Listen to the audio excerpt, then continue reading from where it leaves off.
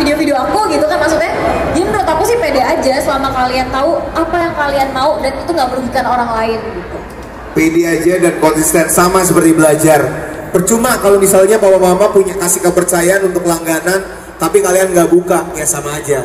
Ruang guru itu bisa memudahkan, jadi alat untuk mempercepat, tapi intinya adalah diri kalian mau sukses atau enggak. Tepuk tangan yang meriah buat Michelle dong.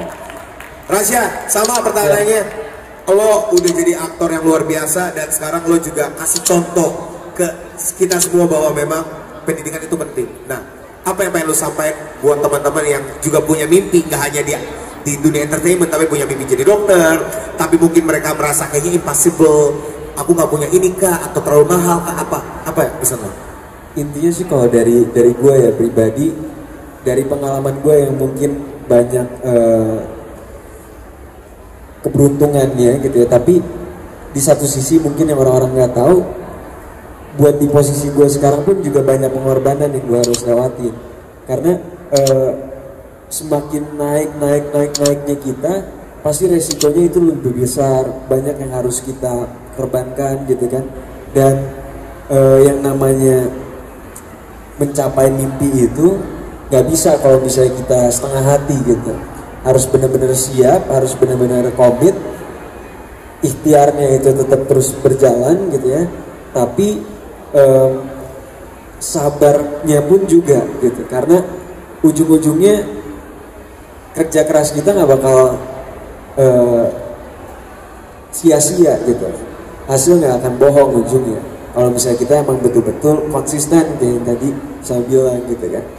Nah, jadi itu sih buat kalian mungkin yang sering ngedown kalau misalnya ada sesuatu yang nggak sesuai sama ekspektasi kalian gitu kan, jangan langsung mikir kayak nggak ada yang bisa ngertiin posisi kalian di saat itu. Setiap orang pasti punya porsinya masing-masing dalam kesulitan kehidupan gitu kalau menurut gue kan.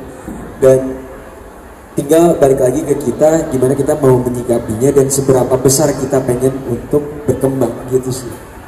Intinya memang meskipun ada ruang guru, tapi kalau dari diri kalian kitanya nggak mau berkembang, nggak mau push to the limit, nggak mau mengusahakan, semuanya itu sia-sia.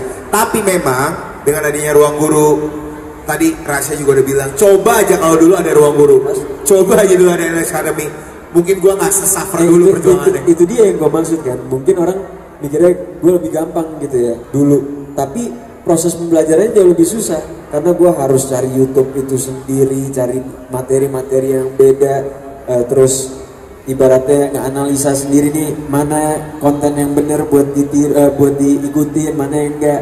Kalau kalian di sekarang ada ruang guru gitu kan, dan jauh lebih mudah lah ibaratnya seperti.